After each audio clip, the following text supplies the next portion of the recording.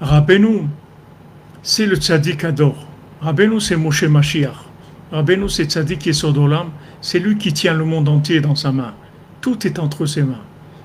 C'est Hachem, il lui donne tout. C'est lui qui gère tout.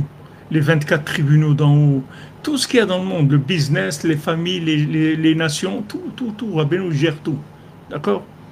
Maintenant, quand tu sais ça, donc ce qu'il va te dire, ça devient un référentiel absolu pour toi.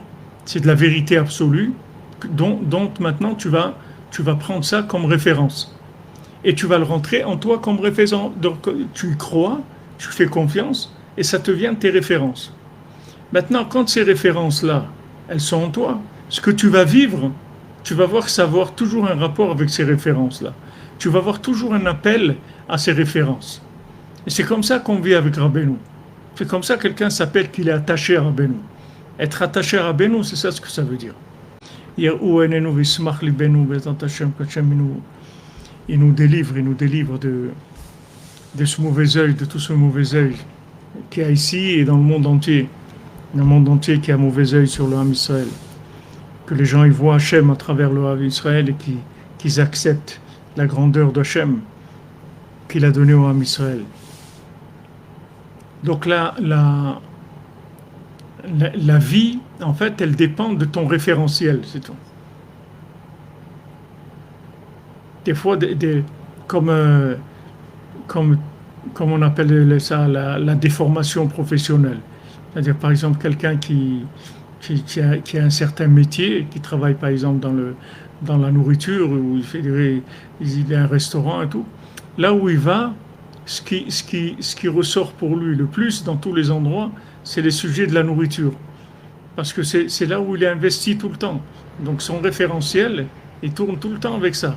Donc automatiquement, là où il va, il voit des problèmes dans la nourriture, des choses dans la nourriture, parce il est branché sur ça tout le temps.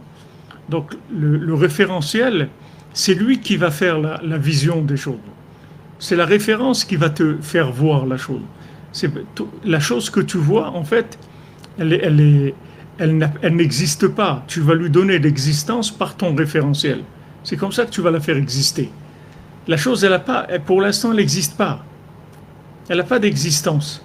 Parce qu'elle n'a pas un lieu dans ce monde, elle n'a pas une existence dans la vie des gens ou dans ta vie autre. Elle n'existe pas. Il y a combien de choses que tu vois que tu n'es pas concerné et tu les as jamais vues. Des fois, il peut y avoir un magasin dans la rue où tu habites et tu l'as jamais vu parce que ce qui vend tu n'en as pas besoin. Et un jour, tu as besoin de ça, tu vas voir que tu vas découvrir que ce magasin, il est là et ça fait des années qu'il est là, tu l'as jamais vu. Parce que le rapport avec le monde, en fait, c'est qu'un rapport référentiel. Quand ça se développe dans ta référence, alors tu commences à voir les choses. Donc, si tu soignes le référentiel, et c'est pas difficile, c'est pas difficile, il faut juste changer tes références. Et ça, tu les changes quand tu fais confiance au tzaddik. Comme il a dit Rabbi Nathan, je mets mon cerveau de côté, mon esprit de côté, et chaque mot de Rabbeinu maintenant qu'il dit, c'est ça mon nouvel esprit. Je jette tout mon stock, et voilà, je vide toutes les étagères, je vide tout. Je vide tout. Tout est vide maintenant, il n'y a rien, je sais rien. Et maintenant, je commence à remplir. Un Sipurim Maasiot, un Dibour, une Sikha, une Eitza, une Torah de l'Écoute Moran, une parole de Sefer Amidot. Je rentre, je remplis. Je remplis avec ça. Après, quand je vais vivre, c'est ça qui va se mettre en rapport avec le vécu. Et ça s'appelle être attaché au tzaddik. C'est ça qui s'appelle l'attachement au tzaddik. L'attachement au tzaddik, c'est-à-dire que tu vis en référence avec le tzaddik. C'est-à-dire avec tout ce qu'il t'a donné comme outils, qui vont être des outils qui vont développer ta conscience, ta recherche et ta réussite dans la vie. Ta réussite dans la vie, elle dépend de ça. Ta réussite, c'est-à-dire que tu réussisses à faire ce que tu es venu faire dans le monde et que tu sois heureux, que tu aies tout ce qu'il faut pour avancer là où tu dois avancer. Tout va dépendre de ça. Plus tu enlèves des vieilles références, tu jettes des vieilles références et plus tu vas voir que tu vas vivre d'une autre façon complètement. Il faut mettre des références qui sont, voilà, comme il a dit Rabbeinu, j'ai rentré beaucoup de vérité en vous, Azak. Alors, il faut se remplir parce que c'est Kulozera Emet. Les conseils de Rabbeinu, c'est que de la semence de vérité. Tu les mets en toi, ça fait pousser de la vérité. Et ça, après, ça va changer ta vie. C'est ça les yeux. C'est ça le mendiant aveugle. Le mendiant aveugle, il a fermé ses yeux carrément sur ce monde. C'est pas qu'il a les yeux fermés, c'est qu'il ne le voit pas. Ça n'existe pas pour lui. Il ne voit pas. Tu dis, mais tu n'as pas vu? Non, non, j'ai pas vu. Mais comment? C'est pas possible, tu n'as pas vu. C'était juste là, devant toi, j'ai pas vu. Pourquoi tu n'as pas vu? Parce que c'était pas dans tes références. Donc tu n'as pas vu. Tu n'as pas vu. Comme il dit le Baal Shem Tov, si tu vois le mal chez quelqu'un, en fait, tu es en train de voir du mal qui est en toi. Parce que si tu ne savais pas que le mal existe, tu ne le verrais pas. Tu vois un enfant, il ne voit pas du mal chez quelqu'un. Pourquoi il ne voit pas du mal? Parce qu'il n'a pas de mal en lui. Alors, il ne voit pas le mal. Maintenant, il va grandir, il va commencer à faire des bêtises et il va commencer à stocker des images de mal. Et après, il va les voir. Il va les voir chez les autres, il va les voir dans la vie, etc. Donc, il n'y a pas. Le mendiant aveugle, il dit ne croyez pas que je suis aveugle, je ne suis pas aveugle du tout. Mais seulement tout ce qui n'est pas lié avec la mémoire de l'autre monde, je ne le vois pas.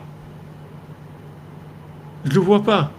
Donc quand vous voyez quelqu'un qui est aveugle. Mais il est aveugle de ce monde, mais il n'est pas aveugle du tout. Au contraire, il a une vue extraordinaire, mais seulement par rapport à tout ce qui est consommation et tout, il est aveugle, il ne voit rien. Il ne voit rien parce que c'est pas branché sur le but final. Donc c'est rien pour lui. Combien de fois Rabbi Nathan il vivait des situations où il disait aux gens, pour toi, le problème, il est résolu maintenant, tu avais un problème, maintenant tu es arrivé quelque part et tu as résolu ton problème.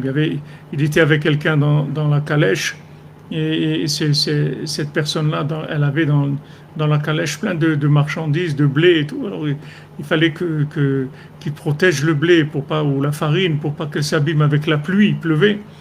Alors il était en train de se faire du souci pour son blé, etc. Et quand ils sont arrivés, et il a dit ah, enfin je suis arrivé, voilà, je suis arrivé à ma destination. Il a déchargé son blé, etc. Il était content.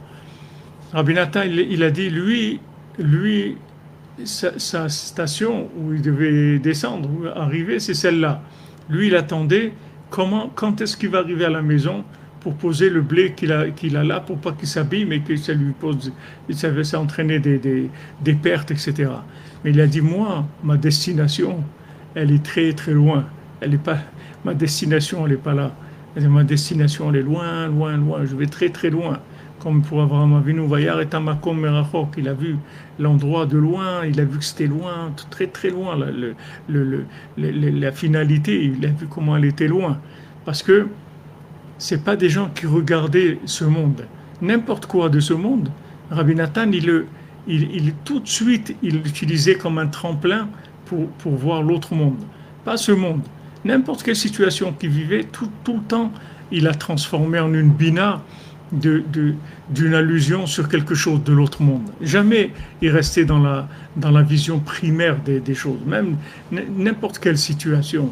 Il la laissait pas comme une situation à l'état primaire. Tout le temps, il a connecté à la mémoire. Donc cette situation, ça devenait une source d'inspiration, une source d'enseignement, une source de conseil, d'indication, parce qu'elle était branchée sur le référentiel. Une fois que tu as branché ta vie sur le référentiel, tout devient une source d'enseignement, d'enrichissement, de tout, absolument tout. Tu n'es plus en mode consommation pure, ça n'existe plus. C'est-à-dire tout rentre en lien avec la mémoire. Tout rentre avec la mémoire et c'est extraordinaire. Alors ce mendiant-là, quand ils ont vu qu'il était aveugle. Il n'était pas aveugle du tout. Juste, il vivait avec la mémoire. Il vivait avec la mémoire de l'autre monde. Il ne voulait pas voir ce qu'il y a dans ce monde. Ça ne l'intéressait pas.